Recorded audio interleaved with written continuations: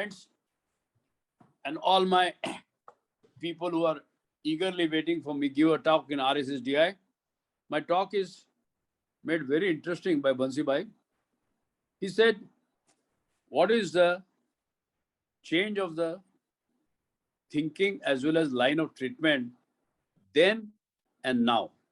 That means what was there earlier in 18th century and what is now. There has been great progress in a field of diabetology and largely due to use of insulin. The progress of diabetology is a progress and the history of insulin. Jocelyn used to say that there was a time when the juvenile diabetic were admitted, physicians just would count the number of days he is going to die. That has changed completely after first shot of insulin given to Leonard Thompson.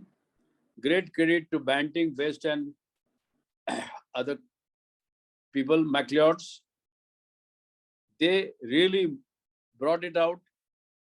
And this is a really, truly Sanjeevani. The entire progress of diabetology in last 10 years has not only in the versatility of insulin molecules, the short-acting analogs, the long-acting analogs, the ultra-short-acting analogs, the ultra-long-acting analogs have made the time action profile and the life of a diabetic extremely easy, and people come forward. They have no fear for insulin. So is the progress of oral drugs.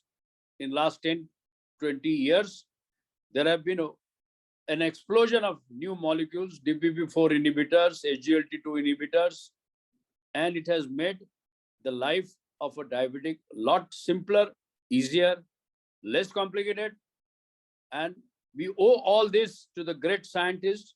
Do you know that at least 4 Nobel Prizes have been given in a field of insulin and diabetes? So, friends, I would love to share this in a bigger lecture. And I thank the organizers for giving me an opportunity to express my feeling about insulin. Now, take-home message is very simple. Use insulin adequately, appropriately, right time. Do not delay it.